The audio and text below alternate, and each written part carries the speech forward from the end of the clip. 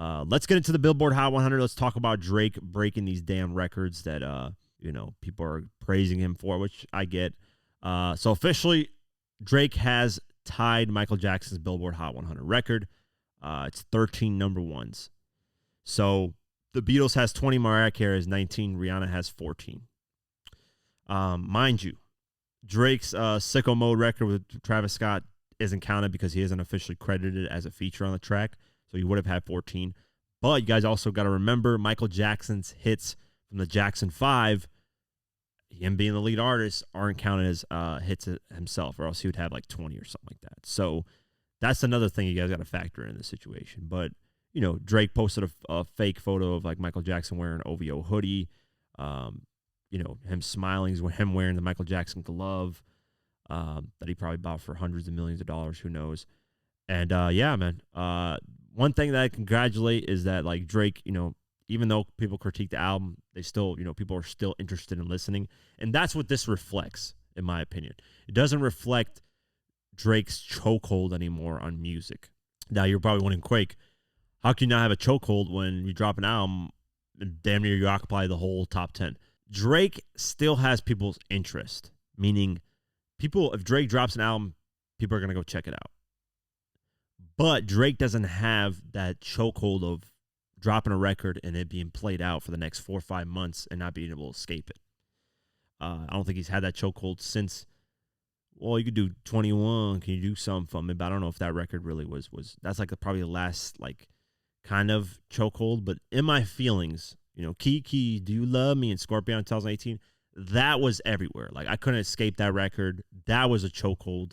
One Dance, Hotline Bling, whatever. Those type of tracks are chokeholds, I think, where it's like, okay, Drake, it's Drake season, period. Like there's no debating it.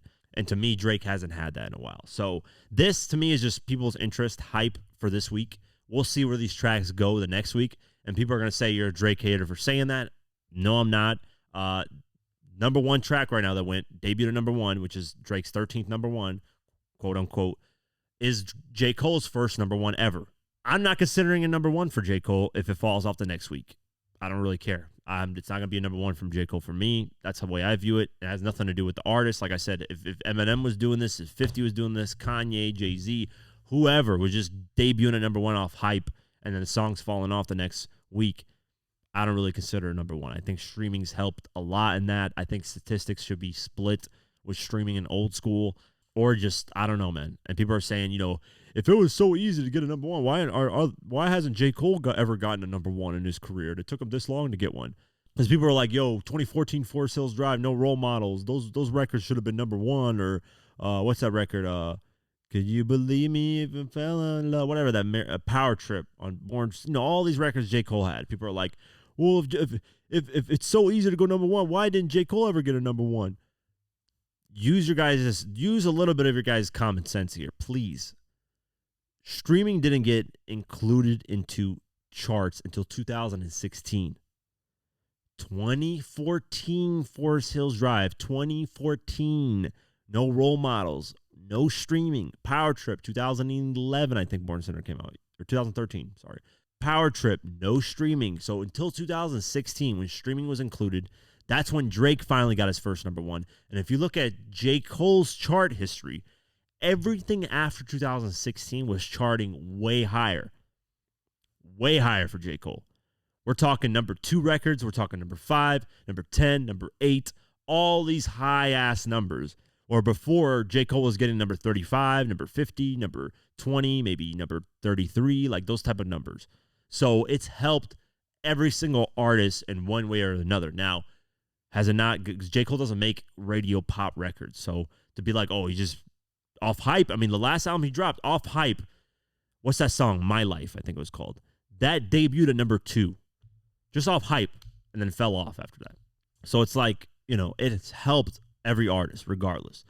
And if J. Cole just kept getting number ones off hype and just having them for a week, I wouldn't have counted it. Now, I'm not saying every single Drake song has done that.